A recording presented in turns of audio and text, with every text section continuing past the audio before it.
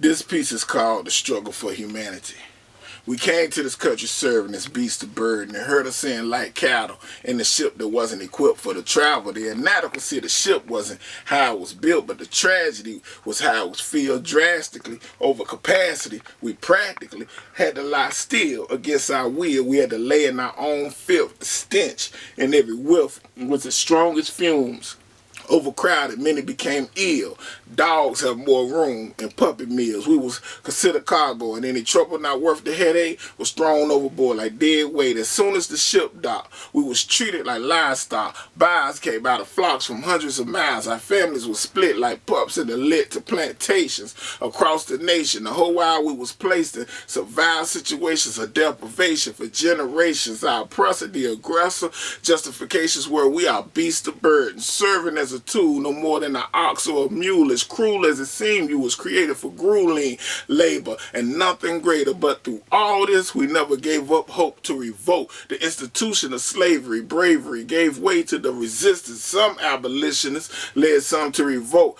Some sought refuge in the north that freed others in need, traveling back and forth. Although those actions offer solace, an abolitionist only satisfaction is to abolish, which is a mission that can only be completed with the acquisition of knowledge.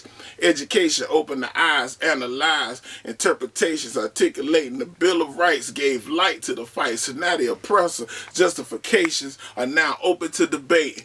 So all this time in captivity, we've been trying to be free of the troubles of our calamity could be solved if our cause were to be the struggle for humanity. This gesture was practiced by our ancestors. They jumped the broom, bride, and groom. In their struggle for humanity, they built families. They was willing to bleed to learn how to read. They lead by being considerate of the illiterate. They would proceed with the Christian creed that those who couldn't read would reiterate what the leaders state. They called that hemlining. And in them times, they struggle for humanity by expanding their understanding. They knew the mental and the spiritual had to be exceptional and nothing else was acceptable.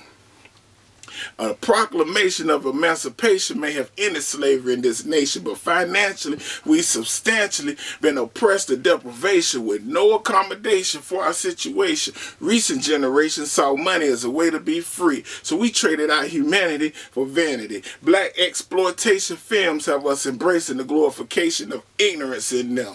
Trying to make pimping seem great, we impregnate multiple mates, oblivious to the lascivious way I see the spread, and never correlate on how I relate to the days when we were slaves and how we was bred. Now we living without religion, wasting education, being driven by paper chasing. Now we raising a bunch of vultures with a culture of hating. Our leaders were sprayed with fire hose and suffered dog bites to end segregation and acquire voter rights. This generation ain't got enough heart to apply for a voter registration card. With that type of contentment, it's absurd we had the nerve to feel resentment for our predicament. By no means am I saying that we deserve the injustices that occurs. They ain't lying when they say justice is blind. It's so blind at times, I'm at a loss for words, but to only see the validity of black lives when police brutalize only give racist vindication for any self-righteous indignation. We're going to hear about black on black crime every time. How we look making a fuss about how black lives matter if they don't matter to us. The struggle for humanity is an American struggle because oppression is inhumane, but the oppressed best struggle the most because they're the ones that have to endure the pain.